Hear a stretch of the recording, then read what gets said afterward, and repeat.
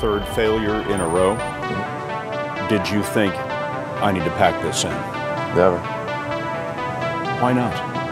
I don't ever give up. I mean, I'd have to be dead or completely incapacitated.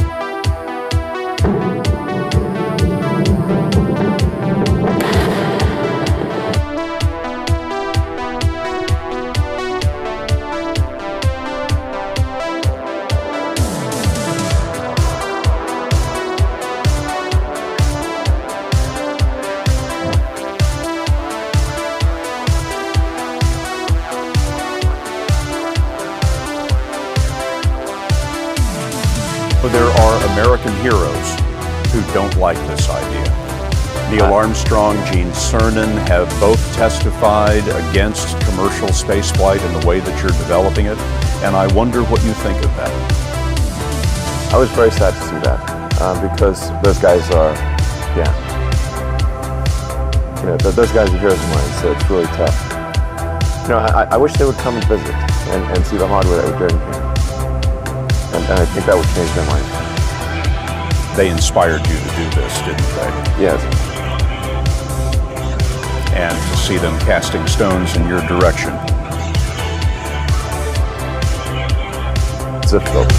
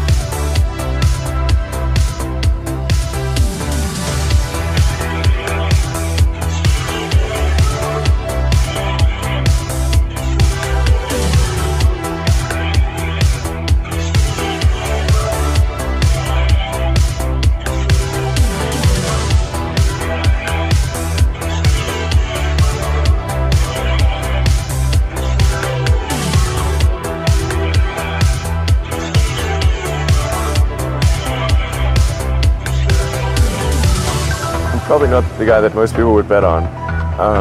Who wins? It's like a little kid fighting a bunch of sumo wrestlers. Usually the sumo wrestlers win. We're a little scrappy company. Every now and again, a little scrappy company wins. And I think this will be one of them.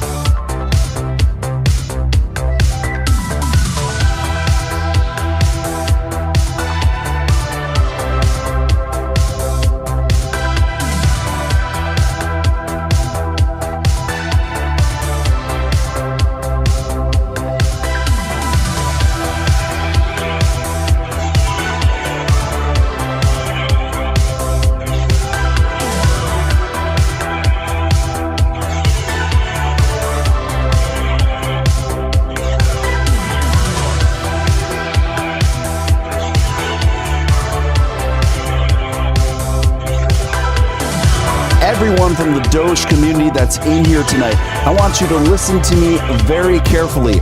Right at this moment, I want you to stop what you're doing.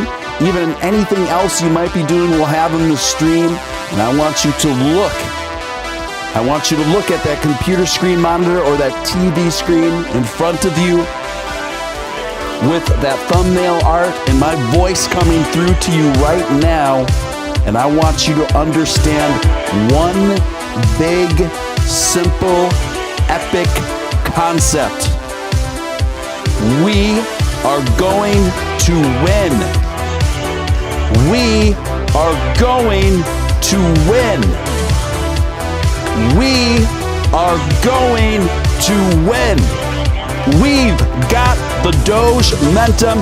Can you dig it? Maybe have some fun. I mean, it's like there's a good chance that crypto is the future currency of Earth.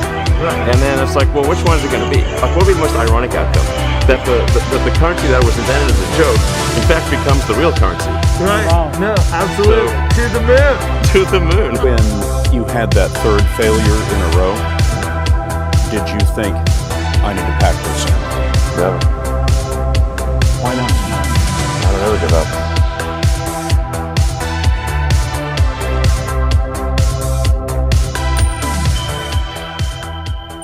What's going on? What's going on, guys? This is your man, Real Deal, Steele, coming to you live, going up on a Tuesday. That's what the kids used to say at least about a year and a half ago. So welcome. Great to see you guys in the chat. A lot of familiar names, some new ones as well. Actually got a really exciting show lined up for tonight. Just since the last time we saw each other, even more just wild topsy-turvy events have occurred, and we are going to get down to it. Boppers. And before we get started, if I could just ask you guys to hit that like button. It's the number one thing you can do to help this channel out. It takes a split second of your time, doesn't cost you a dime, and it helps us reach more people. And also, if you're brand new here, I would like to personally welcome you. You're watching Steven Steele Live. I'm Steven Steele. This is Remy. And we've got an awesome community here, and I want you to be a part of it. So hit subscribe, hit all on that notification bell, and ascend with us to the moon, Mars, and beyond. And also, if you feel compelled to super chat anywhere throughout the duration of this broadcast, that's obviously hugely appreciated for all the time and efforts put in night after night. Lastly, if you haven't already signed up with WEBULL, I've recently partnered with WEBULL, and they are offering an extraordinary offer right out of the gate, kind of as a courtesy for me partnering with them. And that link is pinned at the top of the chat. If you open up a WEBULL account, that's a stocks and crypto trading platform, including Dogecoin and many others. And you get five for a very limited window of time, 5 free stocks when you sign up with WEBULL through my partnership link pinned at the top of the chat. An extraordinary deal. I've never seen them do a deal even close to that good before, and those 5 stocks could be worth up to $8,000 really right out. So definitely take advantage of that. And there's no minimum deposit when you open that account, so you could literally just deposit 1 penny in your WEBULL account and qualify to get your 5 free stocks. And I've been hearing stories. Something to add on to that, a couple of people have even been reporting that have been using my my WEBULL partnership link, is not only have they received 5 stocks, but some folks have been reporting in addition to 5 stocks, they've been getting $50 worth of crypto, which is crazy. It's crazy. So you definitely want to take advantage of that, because that only goes for 2 more days. 2 more days. On the 24th, that deal will be gone, and then it will go to 2 free stocks after that. So definitely feel free to take advantage of that. I actually just got my 5 free stocks through my own through my own partnership link, and I am stoked. And I haven't checked to see if I got the $50 credit, but it wouldn't surprise me if it's waiting there for me. I'll have to round back to it. Who do we got in the chat tonight? We've got the Josh Randell Disavows. We've got 7-1. We've got the Erectile Reptile. Good to see you back in the mix. 7-1, of course. Diamond Hands Freddy, Keith Evans. Who else? Bass Fisher, good to see you. Peter Wake, good to see you. Who else is up in this hizza tonight? Hector the Dude, of course. Andy Shirley, good to see you. Bang Stun, everybody bang stun night. Jeremy Abbott in the mix. Slay Blaze as well. And Robbie Gilchrist, the Dogecoin Dolphin, living up to his name, bringing in that big Doge energy.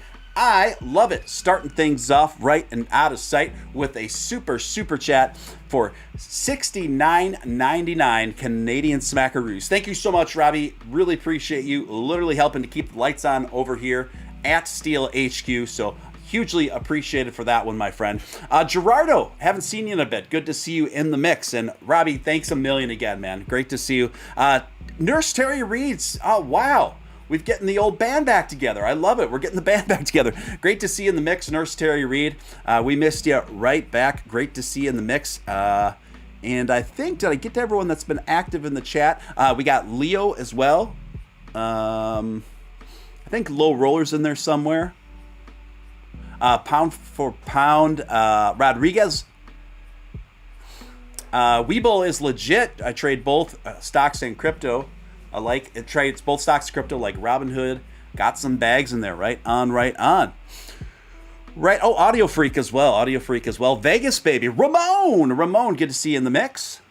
All right, guys. Wow, we've got the all-star team in here tonight. Got the all-star team. I love it. I love it.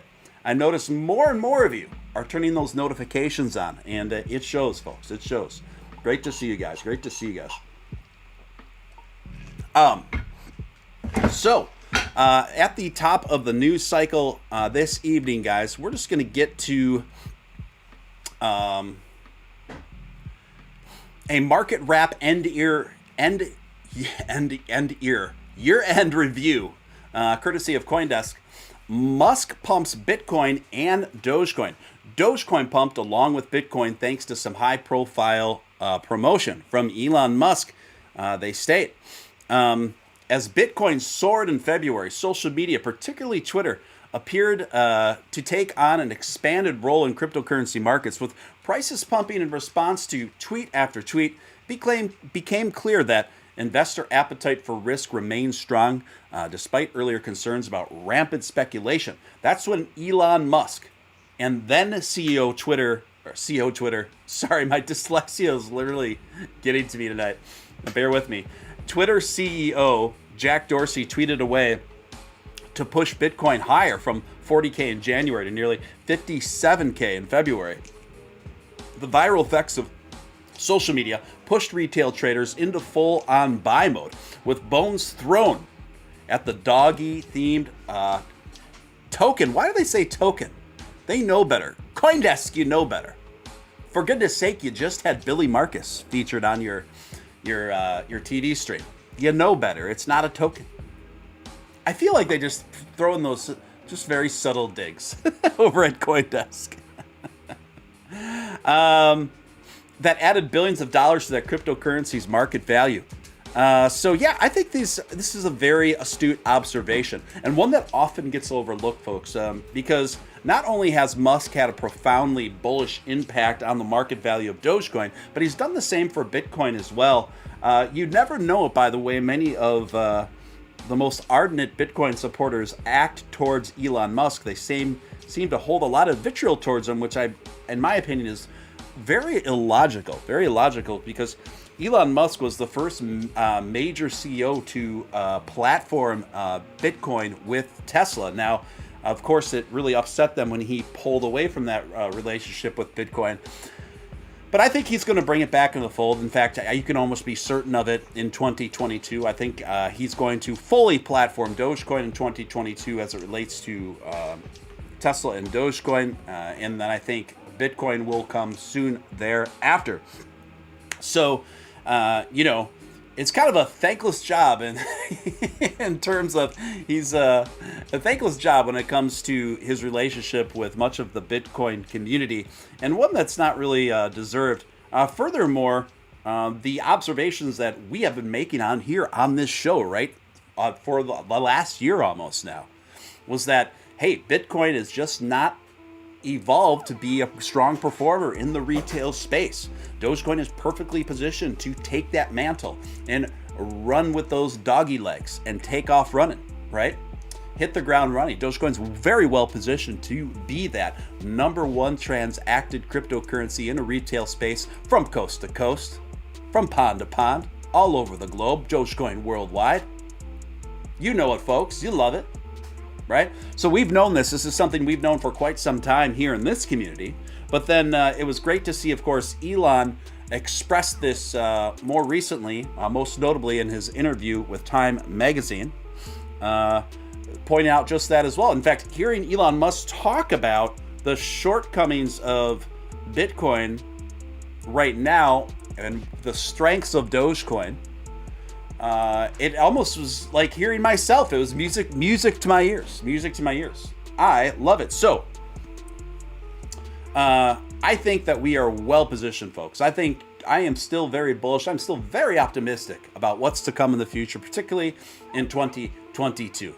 And Elon Musk, he's really tearing it up out there. He's really tearing it up in a number of ways. And we're gonna get to all that stuff later in the show as well. Let's see what you guys are saying in the chat about all of this. Guys, I've never been a fan of Jack Dorsey personally, but I gotta say, part of me wants him back now. Because I feel like the new guy, the replacement's probably even worse than Jack in some regards, to be quite honest. So, I have noticed one thing about Jack since he stepped down from as CEO of Twitter. His tweets and his timeline on Twitter, they are a lot more whimsical. They're a lot more. They seem a lot more happy. They even have some little bit of trolling qualities to them. So maybe at the end of the day, Jack's just like us, and he the second he steps down from CEO, he wants to troll and have a little bit more of edgy fun, just like the rest of us. Robbie Gilchrist, padow. Look at that, guys, coming in again with a big super duper Dogecoin Dolphin super chat. Single-handedly paying the cell phone bill this month. Thank you so much, Robbie Gilchrist, for the $69.99. Are you out of your mind? Canadian dollars. Lighten it up with that big Doge energy. I love it. Thank you so much, Robbie. We love you. We appreciate you. He is awesome. He is awesome. Vegas Baby says the new guy seems like he harms animals. Some of this stuff is... it's hard for me to read out loud, and not that I don't find it amusing. I do. I just got to err on the side of caution. You guys never fail to disappoint. Never fail to disappoint, friends. Guys, if you haven't smashed that like button, what the heck you doing, as a friend of mine sometimes says. Hit that like button. It's the number one thing you can do to help this channel reach more folks. So, not only has Musk done a lot for Dogecoin, he's done a lot for Bitcoin. And as I've said here, I say this as somebody who's an investor in Bitcoin. I've never been anti-Bitcoin. I've always loved Bitcoin. I've always told you guys, I'm not a financial advisor, but I always said if you want to play it safe and sound, you could always just put all of your allotted investment money into Bitcoin, Dogecoin, and Ethereum and let it ride for several years. And there's a very high probability that your future self will thank your current self, right? I've said this time and time again. The only difference is between myself and the Bitcoin maximalists, and I suspect many folks watching this show right now, is this. It's a very notable difference, but it is a difference. Bitcoin has evolved to be a store of value, an appreciating store of value, a solid hedge against inflation, etc. Well, that could be argued right now if any crypto is a solid hedge against inflation, the way our inflation rates are going right now, right? That being said, it is a consistently and hugely appreciating value. It's evolved into sort of a digital gold, and its hard cap even helps to enforce that destiny, right? So, to put it bluntly, not many people are buying anything with Bitcoin. I don't see that ever changing, except in some third world countries. I will say, I think that Bitcoin could thrive for a few years as in the retail space in some third world countries, but not in the first world. People are going to hold it here. People are going to treat it like gold. And that's essentially what it's evolved into, which opens up a huge opportunity and a big problem to be solved. And what is that big problem to be solved? A digital currency that can be transacted every day for cheap, for quick, for retail purchases, both large and small. Folks, it's the dog money. The dog money does this.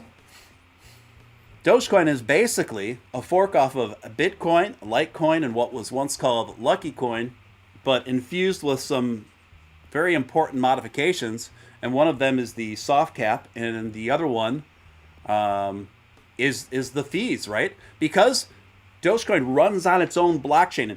And Billy Marcus did a marvelous job explaining this in plain English. By the way, he did an interview with CoinDesk that just came out today. It's on YouTube. You can look it up, of course, after you're done watching your Man Real Deal. And you can see it. He does a marvelous job. I think it's only about 15, 20 minutes long. But the interviewer asked him, what's the difference between a project like SHIB and a project like Dogecoin? And, Billy simply stated, and I'm paraphrasing, of course, but he said, well, Dogecoin runs on its own blockchain. Because it runs on its own blockchain and the type of blockchain I set up for it, the transaction fees are very minimal versus if you were every time you're going to transact on SHIB, since it runs on the ERC20 blockchain, it's going to be subject to whatever the whims of the Ethereum gas fees are, folks. That's when I see, for example, AMC announced that they're going to be accepting SHIB in addition to Dogecoin. I'm like, well, go for it. Go for it. But I fail to see how anybody's going to be spending SHIB in a retail space when they're subject to Ethereum gas fees when they can just do it with Dogecoin for pennies. For pennies, folks. The choice is clear, and we are here. Have no fear. We are doing it to it, boppers. Am I putting a little pep in your step? I hope so. I know this is midnight mass, but I got the green tea in me and the power flowing through me to electrify each and every one of your investments. Well, I can confess it, right? And sometimes there's power in words. There's power in intention. So I'm going to get a little Tony Robbins in here for you tonight. I'm going to give you guys a little Tony Robbins energy in here tonight. Big Doge money energy. I love it. I love it. Let's see who else we got. Come to Denver and I'll hook you up. Might take you up on that. I like Denver. I like Colorado. I like Denver as well. Great city. It reminds me a lot of my home city. They're similar in size, and it's got kind of a quaint similar vibe. Except I imagine the crime rate is lower, actually, in Denver than where I am. But sounds good. Sounds good. Appreciate the offer.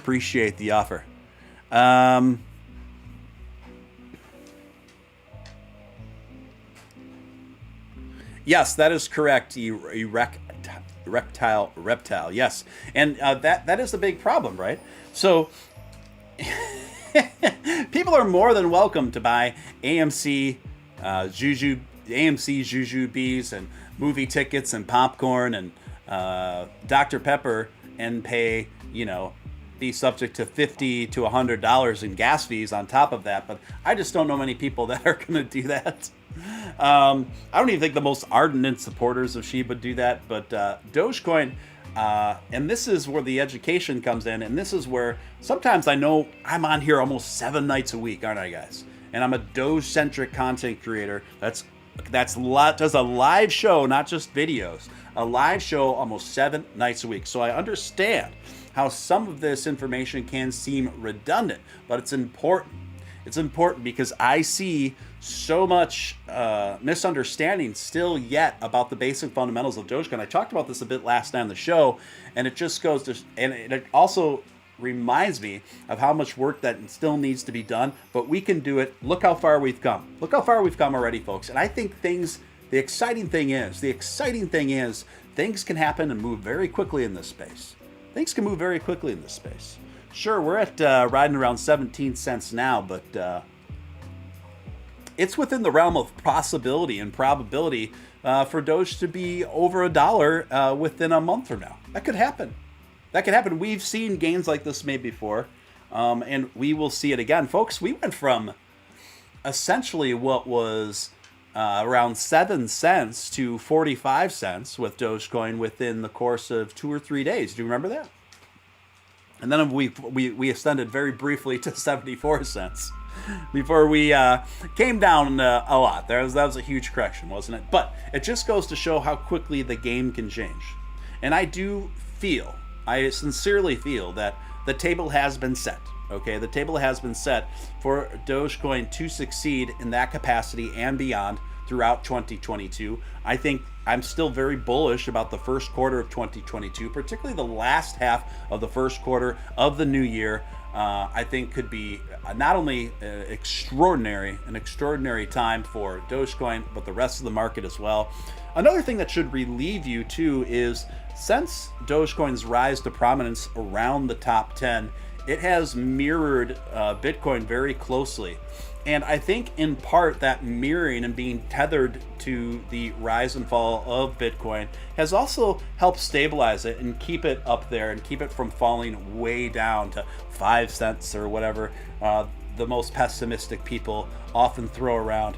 You know, people have been doubting the Doge since very many times since 2013. People have been predicting its death many times over, many times over, and it hasn't happened yet. It hasn't happened yet. Let's see what's going on in the chat.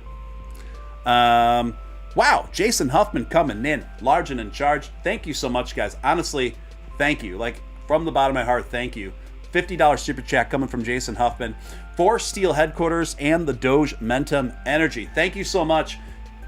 Thank you so much. Thank you for keeping the lights on, keeping the heat on over here at Steele HQ. I appreciate it very, very much. Thank you, Jason. Always great to have you in the mix, my friend. And thank you for your continued support, guys. Very much. Thank you so much. Yeah, Red Rock is a great venue in Denver. I think I told that story briefly, but I think it was way back in 2007. Man, does time fly. I think it was way back then, and Daft Punk went on that Alive tour with the big multicolored 3D pyramid that they would play out of. And anyway, I saw Daft Punk play on that tour in Berkeley, California, and then I saw them play the very next night, flew into Denver and saw them play at Red Rocks. And I would say both of those venues, the outdoor venue at Berkeley and Red Rocks, were fun. Some of the best venues, perhaps the most beautiful venues I've ever been to, ever. But I gotta say, Red Rock was even nicer than the Berkeley venue, and that's saying a lot because the Berkeley venue is nice. Eric, how you doing tonight? Pretty good, man. Pretty good. Staying positive. Good to see you in the mix. Good to see you in the chat. All right. Let's see here. Let's get to the next story, folks. Let's Let's keep it moving. So I don't know how many of you saw this. But Elon Musk, an interview just premiered featuring Elon Musk with the Babylon Bee. For those of you who don't know, the Babylon Bee is kind of like a parody website, a parody news website, kind of akin to The Onion, but a little bit of a different vibe to it. But so the founders of the Babylon Bee had a sit down for about 1 hour with Elon Musk. Fascinating interview. Definitely got some interesting thoughts out of Elon. A really interesting conversation. Again, I would encourage you guys to watch it. I posted one of the more provocative clips to my Twitter page. You can check that out. But make sure, feel free to take that interview in. I thought it was pretty cool. Of course, do it after the stream, guys, or bookmark it till tomorrow. But I was taking notes to this thing. It was pretty exciting. It was pretty cool, and it was great to see Elon just letting loose more and just Elon being Elon, doing his thing, right? Now, Dogecoin didn't come up, but many other things did. And I actually made a note. I made a list of what I felt to be the most notable quotables. Say that 3 times fast. Donna Tabuki, good to see you in the mix. Better late than never. And it's always great to see Donna. We love Donna here at Steven Steele Live. And we've got the whole crew in here. Guys, this is a really, really nice turnout considering for it's a midnight mass. I gotta say, midnight mass attendance on Steven Steele Live is almost just as strong as when I go on regular time. And that's fine with me because I'm a night owl. I'm a crypto vampire. I am a creature of the night. Okay? So I don't mind. I'm here to do it into the twilight night. It's out of sight. You know we do it right here on Steven Steele Live. Now let's get back to the story. This interview with Elon Musk and the Babylon Bee, right? Elon Musk and the Babylon Bee. So I made notes of the most notable quotables from the interview. I'm going to read them to you guys.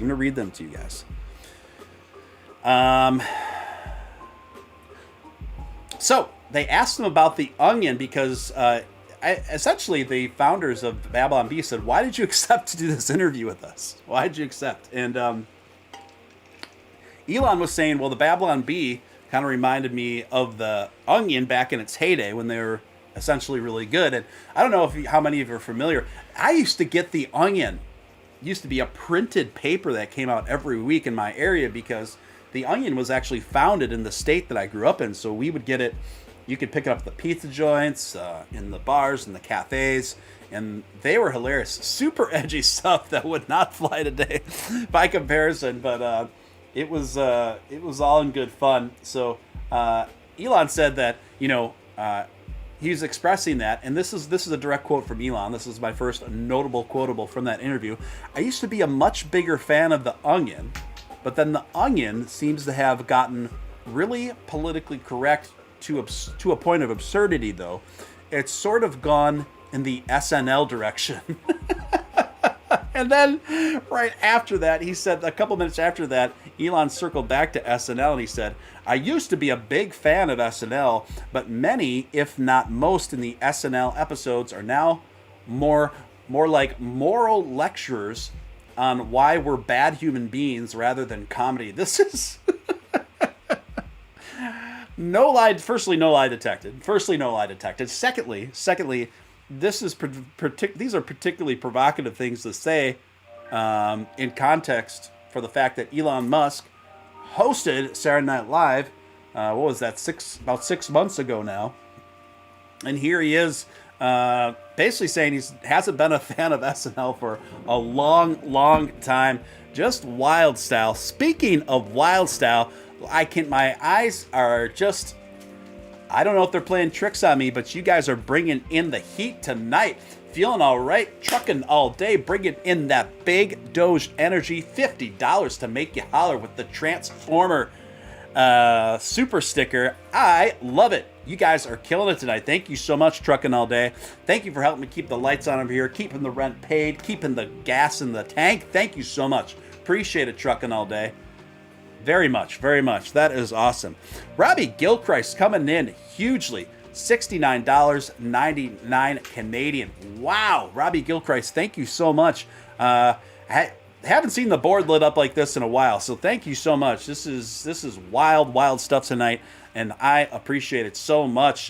This is wild. The energy in here is great. The energy in here is big. We've got the big Doge energy. We got the positivity. We got the momentum. We got the Doge momentum. We got the super chats flying. And the greatest community in all of the YouTubes. Appreciate it, guys. You guys are awesome. I love it. Thank you so much. Can you dig it? So yeah, here comes Elon with some hilarious quotes about SNL. Next notable quotable from this interview that was released today was this. This is a really good one. Check this out. When comedy stops trying... Now, take this in. When comedy stops trying to get to an essential truth that is humorous, then it's just not funny. Let me read that one more time because I think that's really well stated. When comedy stops trying to get to an essential truth that is humorous, then it is not that funny. And then he went on to say another notable quotable: wokeness basically wants to make comedy illegal. And check out this one. Let this one digest. Let this one marinate on the palate. Do we want a humorless society that is rife with condemnation and hate? At its heart, wokeness is divisive, exclusionary, and spiteful. It basically gives mean people a shield to be cruel, cruel disguised in false virtue. Wow. That's like,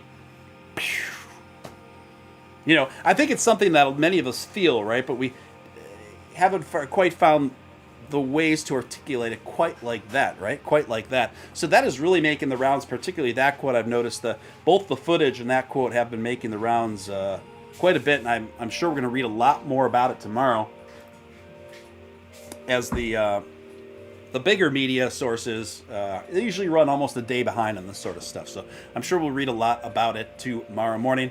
But you know that we're on it. You know that I'm on this stuff 24/7, bringing it to you as fast as I can. Let's see. I have two more notable quotables from that interview. This one was very interesting. The state of California is doing everything in its power to get people to leave. And the last notable quotable was, if Tesla and SpaceX go bankrupt, I go bankrupt. Right? Right? So he may be the richest man in the world, but what a lot of people don't understand is almost all that wealth is tied up in the stock value of the companies that he owns and runs. So almost all of it. And he actually says his taxes are super simple to do, which really surprised me. He said he could hand off his taxes to any yokel local at an H&R Block if he wanted to. He says it's very straightforward. Anyway, let's get down to the next story. But let me check in with the chat to make sure I'm caught up on you fine folks. Ayo, yes indeed. Big energy in here tonight. Fox Business reports, and so is CNBC. I'm getting to a story with them after this. Musk and Dorsey appear to mock Web3, the latest buzzword in tech. Oh, this is kind of funny. Has anyone seen Web3? I can't find it, Musk tweeted. It's somewhere between A and Z, replied the Twitter's former CEO, seemingly to make a thinly veiled jab at A16Z,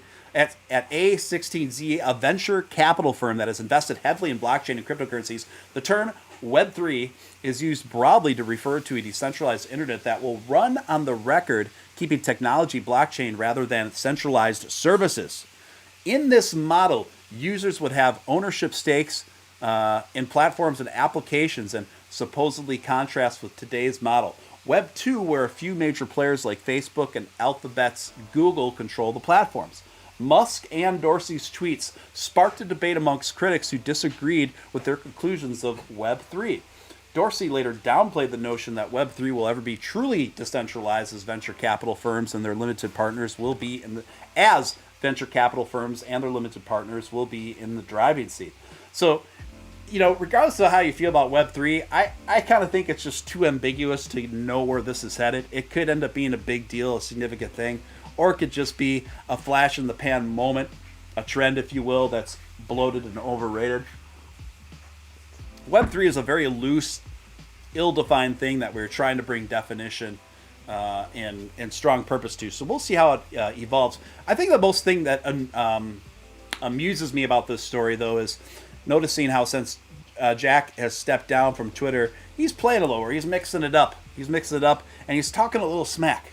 In areas where you never would see him express that before. So it'll be interesting to see the evolution of Jack from here out. Who knows? Maybe in a year from now, most of us will like the guy. Oh, that's pretty funny stuff. Let me get back to the chat here, see what is going on. Donna Tabuki coming in with a $10 to make you holler. Appreciate it so much. Looks like we're going with AJ Foyt Racing. Now I'm nervous. That is big time. Big time. Donna Tabuki, congratulations to you. Congratulations to your boy, your son. That is super awesome. So for those of you who don't know, Donna Tabuki's son is being recruited to be a race car driver for AJ Foyt Racing. That's major. That's huge. And I'm proud of you guys. And definitely keep us posted as things progress there, Donna. That's so cool. Terry Reed, Nurse Terry Reed, coming in large, very large and in charge. You guys are absolutely killing it tonight. Who would have guessed at midnight mass on a Tuesday things would go this wild style in the super chats? You never know. You never know here on Steven Steele Live which way it's going to go. And tonight is a quintessential example of that. Nurse Terry Reed coming in with $50 to make you holler. We got this, Doge Army. To the moon. To the moon. To the moon indeed. We love it. I love it. Let's get down to it, boppers. Can you dig it? Nurse Terry Reed back in the mix, giving it up with some big Doge energy. Love the positivity. Love the Doge momentum. Love the vibe in here tonight. Feeling all right. Out of sight. Hit that like button. You know it's right. We are going to take it all the way to the moon. It's not a matter of when. It's not a matter of if. It's a matter of when. An important distinction there. So Anyway, let's move on to the next story. This one comes courtesy of the Cointelegraph. Cointelegraph. You don't own Web 3.0, says Jack Dorsey, criticizing its centralized nature. It's often the top priority for VCs and angel version investors that businesses comply with relevant regulations, not decentralization for growth. In a series of tweets posted Tuesday, Jack Dorsey, the co-founder and former CEO of Twitter, as well as the CEO of Square, now Block. Yeah, he changed the name of Square to Block. It hasn't changed on my Square app yet, but I don't know if that was a good move. Time will tell, friends. Time will tell. Voiced his criticism over the direction of Web 3.0 development. Elon Musk, the CEO of Tesla, joined Dorsey in the mockery. On an unrelated note, the same day Dorsey replied, Bitcoin will, when asked if crypto will replace the dollar. Let's move on to that story, because I think I don't know if there's any more I want to cover on Elon Musk and Dorsey trolling the concept of Web 3.0. I mean, it's kind of funny, but it's like, do we need to go over 3 more articles about it? Not particularly. So that is something that he stated, and I'm bringing it up right now. This comes courtesy of Desert News. Will Bitcoin replace the U.S. dollar? Jack Dorsey says yes. Yes, the former Twitter CEO is a big supporter of Bitcoin, but not Web 3. He said that Bitcoin will replace the U.S. dollar in response to rapper Cardi B. Cardi B asked, do you think crypto is going to replace the dollar? Jack simply responded, yes, Bitcoin will. Dorsey's tweet was met with criticism, praise, and more questions. He is known to be a big supporter of Bitcoin, stating on Twitter that the currency will unite a deeply divided country. Actually, in all fairness, I do think that is a fair statement. I wouldn't just limit it to Bitcoin, though, as much as Bitcoin maxis like to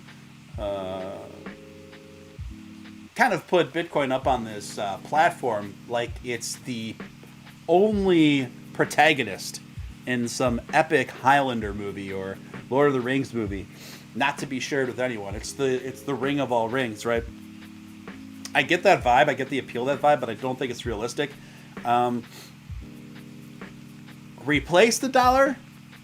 I don't know. I don't even know if I'd go that far. But what I will say, I'm very confident that digital currency will most likely be as popular as paying by credit card, by debit card. It'll just be another additional option in your checkout process. And I think all the stuff's going to be streamlined right now, because even purchasing things with any cryptocurrency right now is a bit of a laborious affair, right? It's a bit of a laborious affair. It takes a little patience. It takes a little patience and understanding. So, but I do think all these processes are going to be really streamlined down for just the everyday person to readily understand. Now, what did we just talk about? Jack, my friend. Well, he's not my friend, but Jack, Mr. Dorsey, sir. Bitcoin is not in a position to replace the dollar. Dog money is much more likely to take that role as a digital dollar. I don't know if it'll necessarily replace the dollar. It seems to be a bit of a stretch, but you never know. You never know, folks. You never know. But I think Dogecoin is more well positioned to hit the ground dog running to essentially be the digital dollar. It just makes sense. It just makes sense. Even with the development editions of Bitcoin in recent years, the transaction fees are still quite a bit higher than Dogecoin. Dogecoin is literally pennies. I mean, I just heard about somebody else moving 300,000 Dogecoins today for what equated to be 30 cents or something. Yeah, that's wild. That's awesome. That's awesome. So, but still, this is great news. This is big bullish news to hear somebody in the position like Jack to say things like this, because it does have an effect on the narrative, right? It does have an effect on the narrative in the future of digital currency. So I take this as a win. Despite our differences on the role that Bitcoin's going to play going forward, I still take this as a win. What's going on? We've got Zombie Doge Army just throwing a $10 to make you holler. Thank you back, my friend. Zombie Doge Army, huge supporter of the show, a staple of the community. We love you, Zombie Doge Army. Thank you for the support, man. Thank you for keeping the lights on over here. Very cool, very cool. I think I'm caught up right now with the chat. Yeah, Gremlin's like, I think it'd be cheaper actually. Yeah, I don't have time to figure out the exacts, but yeah, it would be cheaper than 40 or 30 cents or whatever it said. Let's get to the next story, folks. Let's get to the next story. Now, this one's kind of funny. This one's pretty cool. Check this out, guys. Dormant Bitcoin wallet holding 321 Bitcoin. Think about that. 321 Bitcoin. So let's do the math real quick, guys. Let's do the math real quick. So right now, one Bitcoin is $47,000. So we do a 47,000 times 321. Holy smokes. Just a ridiculous amount of money. So this dormant wallet that was holding 321 Bitcoins has been activated after 8 years. For one reason or another, the wallet has not transacted for years, despite what has been considered life-changing money. Bitcoin wallet containing millions, over $15 million actually, worth of Bitcoin has come out of dormancy. For one reason or another, the wallet has not transacted for years, despite having that much. The wallet has not been used since 2013, barely a few years after the mysterious Bitcoin creator disappeared. The wallet currently contains 15 million worth of BTC. It's unclear who owns the account or why it was reactivated on Tuesday. The wallet has 321 Bitcoin after 8 years. A lot happens in 8 years in crypto, guys. Look how much happened in 8 years in crypto. Now I want to think about that. I want to tell you guys that to give you guys some perspective, respective to your own cryptocurrency investments, right? If you are tied up with, if the majority of our portfolio is in high utility coins with a solid community and strong development, imagine in 8 years where those investments will be, right? Just imagine. I'm not saying y'all got to hold 8 years. I mean, let's think about it in 4 years, right? It's hard to realize how far you've come when you're looking at your portfolio every day. It's very hard. It's just human nature. There's just something about it, right? Now, why is that?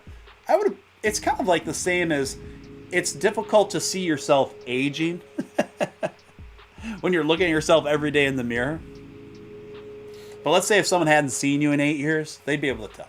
Unless you're doing some extraordinary things. Me, myself, I'll tell you one of my secrets to youth. I'm definitely older than most people think. I'll tell you one of my secrets. And that is, I learned this from my father, actually. I put fresh lemon on my face every single day. And I know it sounds funny. I know people have laughed at me for it. I've had ex-girlfriends laugh at me for it, who now put lemon on their face, by the way. But I cut up a lemon, and I divide it into fours. And then I take each quarter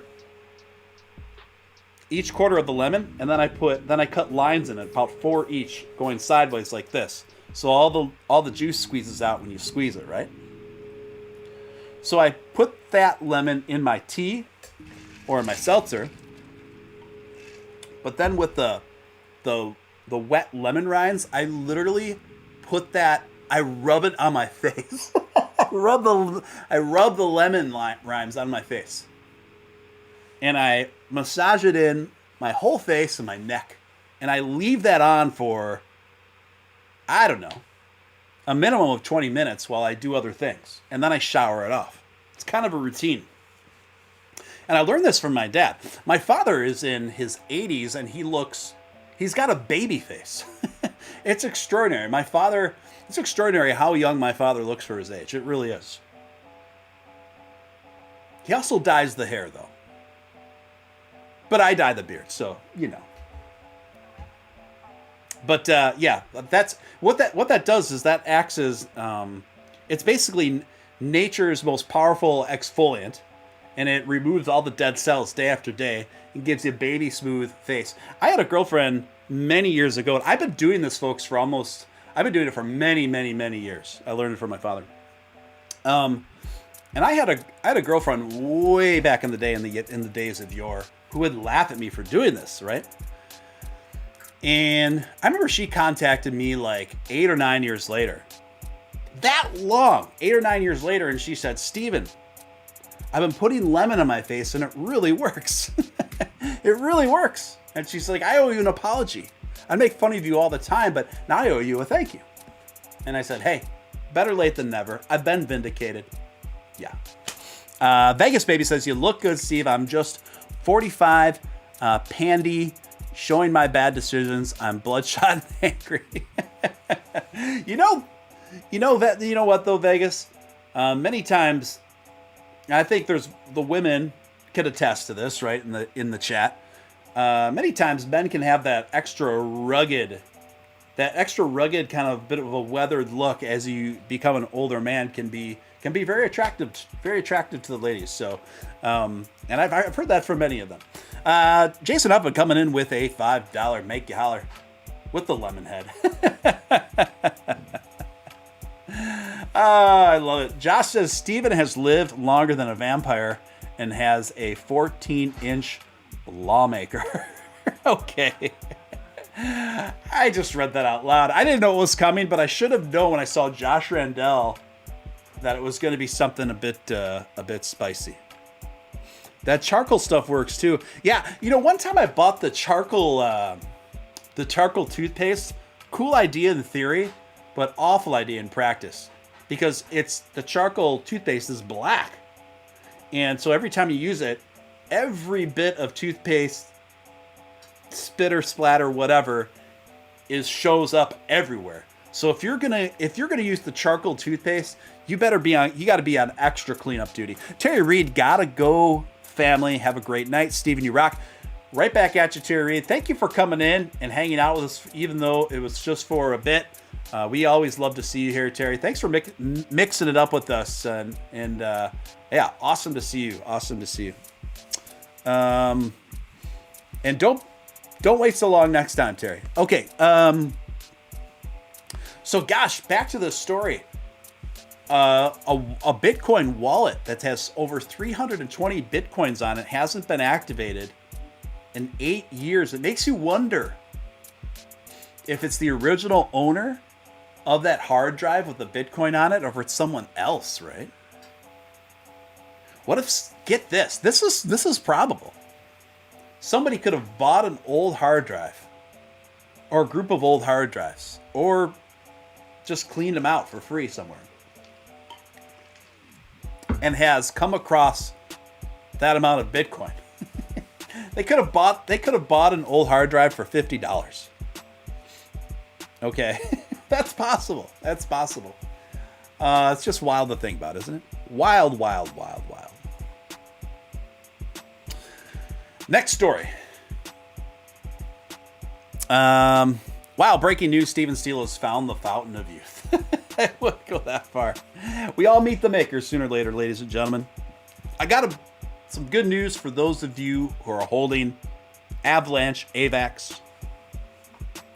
They are predicting right now, and AVAX is the chart I have on the screen tonight. It's been incredibly bullish. Let me refresh the chart. So AVAX is up over 13%. Over 13% just today, folks. Just today. And I told you it was going to keep going, didn't I? Didn't I tell you this one was going to keep going for a while? And it's wow. It's been rising almost $1 more since we've been on the air here tonight. Okay. Anyway, so right now it's at about 125.5. AVAX price to hit $170 once Avalanche breaks this resistance level. So it goes through the price to test a critical Fibonacci psychological resistance zone. That's what I describe it as. And the resistance area was near 120, and we've already broken through that. So because we've already broken through that, they're estimating that gives AVAX about a 65% chance of now running up to around 170, guys. 170 in the near future. So just something to marinate, just something to think about. Just something to think about. Those of you who are holding AVAX, or those of you who are thinking about it. And that stands for Avalanche. That stands for Avalanche. That is a DeFi project that has risen to prominence through just extraordinary means over the last few months to find itself in the top 10 or right around the top 10. I don't think AVAX is going anywhere for a long time. In fact, I go so far as to say is long term, I think AVAX is probably going to be a huge surprise, even up against its more prominent DeFi competitors like Solana and Lunaterra. I think Lunaterra is going to continue to do great things as well, and Mana. I think there's room for all of them to do well, frankly, but I think AVAX is really proven itself here, and I think it's going to continue to surprise folks. Anyway, let's get to the next story here.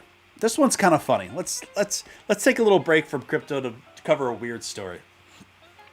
71 says, I love my AVAX. AVAX is my girlfriend. Hey, we got some AVAX holders in here. That's awesome. 71 said Dollar Tree had fluoride-free charcoal toothpaste, so I bought 50 of them. Wow, for $1 a piece? No wonder you bought 50 of them. You could probably flip those, man, on Amazon for $4 a pop. Might be too much hassle than what it's worth, though, right? But, wow, that's an insane deal. No wonder you bought so many. Check this out, guys. You know the pop singer Demi Lovato. Some of you may have heard of her, some of you may not. I don't think she's been like a big deal, like as far as like the top 40 charts in a few years, but anyway, she's back in the news, and guess why? You can't make this stuff up, folks. You can't make it up. This is a real story. This isn't from the Babylon Bee. This isn't from the Onion. This is a real news story. Demi Lovato sings to ghosts to help them overcome trauma caused by sexism. Yes, you heard that right. You heard that right. So, footage shows Demi Lovato singing to a ghost after it supposedly revealed that it had experienced bad situations caused by sexism, and a performance that earned them a standing ovation. Lovato has been exploring their, it's like a, I was wondering, like, what was the grammar here? She's like a their, them pronouns person. I'm just going to say her. It's not going to get me, don't cancel me, please. It's just too confusing for me. Lovato has been exploring, the article says Lovato has been exploring their interest in the supernatural life in recent docu-series Unidentified with Demi Lovato. In one clip, we see Lovato joined by a friend, Matthew Scott, and paranormal investigator Chris Smith to visit Vulture City and Old Ghost Town in Arizona, United States, according to Peacock TV. So she just started her own ghost hunter show through Peacock TV.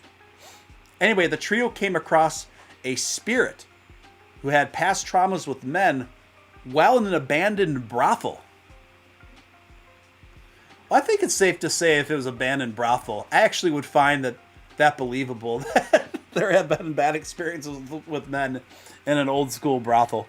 I'm sure there's been many bad experiences, many unsatisfying experiences. A special device, anyway, while having set up an EMF detector, a special device that lets out noise whenever communication is made. Let's be clear. This whole EMF detector detecting ghosts, it's kind of a stretch, because what the EMF detector detects is just that. EMF, electrical signals and waves. So that could be a cell phone. Okay? That could be a computer. That could be anything that's emitting electrical pulses through the airwaves. So Lovato asked the spirit known as Carmen, have you seen anything like ETs in here? Or UFOs? Or star people? This is a direct quote, folks. I'm not making this up. This is what she, out of all the things to ask the ghost, she asked the ghost, have you seen anything like ETs or UFOs or what she calls star people? Star people. Star people. Where do you go with this? Initially, the machine let off a noise and answered that, but when Lovato asks Carmen, the ghost, if they are a star person, individuals believed to have originated from another world. Okay, now we have a definition of what a star person is. Dimension or planet, it falls completely silent. As the two men leave the room, Lovato then says, did you not want to say anything else because the boys were in here? The device then makes a noise, at which point Lovato continues. Oh, I get that a lot. She says to her fellow ghost hunters, she has trauma. That's why she doesn't like men, guys. Lovato then tells Carmen, the ghost, I have it too. So I feel you, and I get it. Speaking from outside the room, the two men suggest Lovato sings to Carmen. Well, I always sing Skyscraper when I feel like singing something emotional, the singer explains, before launching into a spontaneous rendition of her hit. As they finish the excerpt of the song, the machine makes a noise, and the three take that as a sign of a standing ovation. I can't believe this. I can't believe it. Lovato believes the response on the EMF detector was a sign of approval from the spiritual world. We'll finish it by quoting Lovato herself. I've never had a standing ovation from ghosts, but I'd like to think that they were standing. Oh my gosh, I kind of want to see this show now, I'm not going to lie. The thing is, I saw the excerpt that I've been explaining to you guys, and this was not a parody. She was not kidding. She didn't strike me as the kind of person that's self-aware enough to pull off a parody. She's a true believer, man, and she is serenading ghosts and star people to help heal them from their their past. Oh my gosh. Thank you so much for your service, Demi. What would we do without these folks? What would we do without them? Now get this story. Let me catch up in the chat, make sure I'm caught up with you fine folks. I have ghosts at the crib, Diamond Hands Freddy says. The only dead thing in that room with her is her singing career, says Bang Stun. Pretty good, guys. Should I change my YouTube handle to Spice Randell? That's entirely up to you, Josh. I don't feel comfortable being responsible for that decision. They need to hook up a theremin for sound effects. That would be cool. I used to have a theremin back in the day. It was like an orb, and it was there was a guy that handmade them back in the day, and he shipped it to me, and I used to play that thing live. It's a very tricky instrument to play. I usually just use it as like a sound effect for like layering. And for those of you who don't know, a theremin is an instrument where you wave your hands on each side to create different notes. It's most prominently known for its place in Wouldn't It Be Nice by the Beach Boys. You know, on the outro of Wouldn't It Be Nice, you hear that noise, that sound effect that goes, ooh, ooh, ooh. That is the theremin. That's a theremin. And they're also used in old science fiction films when you hear that. Woo, woo, woo. That was a theremin too. One of the first sound effect contraptions. Get this story, guys. This is wild. Man searches through landfill for 8 years for 350 million lost in a Bitcoin wallet. Oh my gosh. Whilst doing some spring cleaning back in 2013, a man threw his old PC hard drive into the trash, which quickly joined the mountain of rubbish at his local landfill site in Newport, Wales, United Kingdom. Little did he know at the time that that same hard drive contained a wallet filled with 7,500 Bitcoin. Oh my gosh. Oh my gosh, this poor fella. Worth a cool $500,000 £500,000 back in the day, back in the early days. Now that wallet is worth over $357 million. Once he realized, the man began a desperate search for the hard drive and has been searching ever since. Over the past 8 years, James Howells has been crawling through mounds of rubbish on the hunt for his $350 million needle in a haystack. A haystack the size of a football pitch. Wow. This is a direct quote from the fella.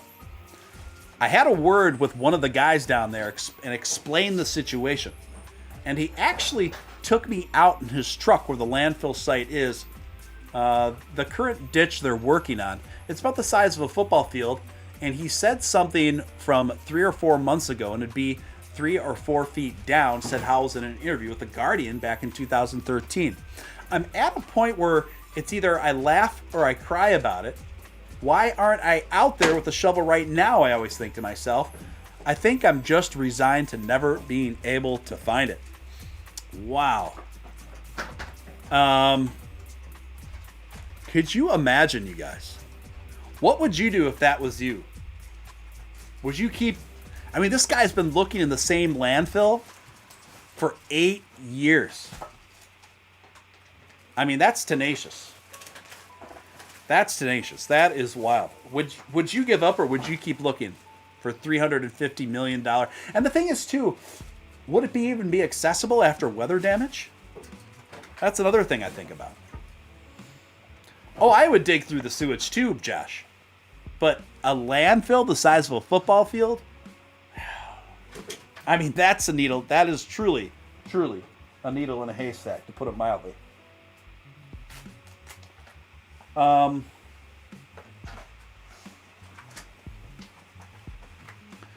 Truly, truly a needle in a haystack, to put it mildly.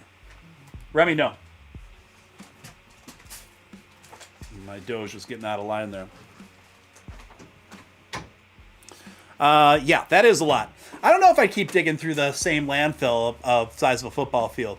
I mean, I might for that much. I mean, that's many years looking for that long lost one, right? But yeah, I just thought that was pretty wild. Let's get to another kind of wild story. New McDonald's Happy Meal toy might be the best they've ever made. Oh, it's a robot friend. Anyway, whilst the very clever bit of kit, the new toy interacts with a smartphone and appears to have its mind of its own. Perhaps you're wondering on Earth this new Happy Meal toy is. The toys, and there's a few of them available with Happy Meals, is just now in the USA, are promotion vehicles for a forthcoming animated film, Ron's Gone Wrong. You see in the world, all the kids have a robot friend called Bebot, talking and digitally connected to the character. According to the little information we've got about the film so far and working the title alone, it seems that if Barney's cute robot pal isn't quite right, you guys, I gotta be honest with you, I don't know why I made a note of this story. I don't know why it's in the mix. I feel like I made a note of it for like another story, and I made the wrong note, because I mean, this just doesn't seem like I have no recollection of making a note of this story for the show, and it just doesn't appear to be interesting enough for me to talk about. As I'm going through here, I'm like, I don't remember making notes in this show. I think I just copy and pasted the wrong link. So sorry about that one, guys. Sorry about that one. Let's see here. So let's take a look at what the market is doing right now, guys. Let's take a look at it. So right now, Dogecoin is trading a little over 17 cents. So 17 cents seems to be the new floor for Dogecoin right now. Things could be a lot worse, folks. They really could. I think 17 cents, considering how the rest of the market has been performing, is honestly not too shabby. Not too shabby. So Dogecoin is up a little bit for the day, about 1%. Bitcoin right now trading actually up to over 49,000 right now, up 2% for the day, and looking a little bullish over the last hour here as well. So I do think, if I had to predict, I think that the entire market's going to slowly rise over the rest of the evening into tomorrow. So I would expect modest gains into the night through tomorrow, guys, through tomorrow. Now, let's take a look at Lunaterra, another crypto I'm very bullish on. Lunaterra up 14% in the last 24 hours. What did I tell you, folks? What did I tell you? Huge gains continuously coming in for both AVAX and Lunaterra. I've been calling this. I've been telling you about it, and here we are, up 14% over the last 24 hours, up 62% just over the last week, and even up 2.5% over the last hour. Just wild stuff, wild stuff. So keep an eye on those two. I don't see this slowing down anytime soon overall for Lunaterra and AVAX. I think we're at the bottom of the show, guys, unless you had any more questions for me. I think I'm going to wind this one down, but I want to thank each and every one of you guys for joining me tonight. This was awesome. This was a lot of fun. Big, awesome energy in here tonight. It was awesome. I hope you had a great time. Again, if you haven't connected with WEBULL, you can get 5 free stocks right now by signing up through my partnership code pinned at the top of the chat. That's only going on for 2 more days. On the 24th, it will be back down to their usual 2 stock deal. So definitely want to consider taking advantage of that, guys. I appreciate you guys, each and every one of you. This has been a lot of fun. I hope you got something out of it. Hope you got some entertainment out of it. Oh, one big story I forgot to cover. Nobody go anywhere. I can't believe I almost overlooked it. Did I really not talk about it? Did I really not talk about this? Ladies and gentlemen and ladies, and everyone in between. Gamestop is now accepting Dogecoin. Well, they announced it that they're going to accept both SHIB and Dogecoin. Sorry, I almost got one of the headliners away from me. I almost left you without discussing the headliner. Gamestop is the latest firm in the world to accept Dogecoin, a major news, major company. This development was announced by the cryptocurrency payment processor Flexa on its Twitter page, and it added that to its support payments in the popular meme coins such as SHIB and Doge. And that's where I saw it through, was the Flexa site. I immediately tweeted about it this morning as soon as I saw the news, and Billy Marcus responded to my tweet, and he says, "Oh yeah, through Flexa, right?" And I said, "Well, yeah, it's through Flexa, but breaking Flexa now accepted at GameStop just doesn't have the same charm to it as accepting Dogecoin." You know what I mean? Most people are like, "What? Okay, cool, Flexa." Well, again, this is interesting because they announced the acceptance of both SHIB and Doge at the same time. That's fine. But I think that the clear runaway winner of what's actually going to be applicable, what's actually going to get spent, and actually bring in some numbers, it's going to be Dogecoin. It's going to be Dogecoin because, again, very few people are going to want to pay those high transfer fees that is required to buy stuff in the retail market with SHIB, whereas Dogecoin is just pennies to perform those sorts of transactions. So this is huge news. GameStop is a huge company with super strong support, super strong community, and it just makes sense. This is something I've been wanting to happen for a while, and here it is. It kind of snuck up on us. Through this third party to make it happen. Well, both SHIB and Doge have been dropping in value for weeks now. This announcement might be a potential catalyst they need to return to their previous heights or get close to at least. Both meme coins have lost a significant portion of their gains in the year due to the past 30 days as they dropped in value. This is the most important thing, though, as they dropped in value along with Bitcoin. Okay, so these drops and these corrections are not just unique to Doge and SHIB. They are full market trends, just to be clear here. According to CoinMarketCap, SHIB has lost more than 30% of its value over the last 30 days, while Dogecoin has lost about 25%. However, both coins have seen a rise in prices in the last 2 days, with Doge increasing by 3%. Even though this might not necessarily be because of the GameStop announcement, it's a good sign for the meme coin struggle to get out of the red zone. Yeah, I do think, again, I see this as all part of the mass adoption equation for Dogecoin. Huge news, big news, folks. Great news. Like we've seen before, Dogecoin has gone through long periods of accumulation, trading sideways, pretty unremarkably, right? And all of a sudden it just goes parabolic out of nowhere. We're long overdue for that. The accumulation period has been longer than it ever has been over the last year and a half anyway. So I think that the next time we go, we are really going to ascend. I think announcements like this today, it's all going to help create a tremendous groundswell for when we ascend. It's likely going to be more significant than we've ever seen before. So Doge is the best catalyst for SHIB, in my opinion, says Diamond Hands Freddy. So when's the Vegas meetup? We'll have to think about that. We'll have to kind of talk about that.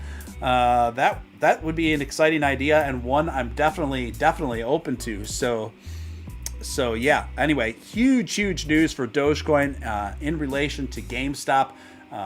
It wouldn't surprise me, guys, if GameStop, through its kind of rebranding efforts and its revival in a new community to support it, that we even see the template for its stores to alter and kind of get an update to remain more competitive in the current landscape of its respective industry.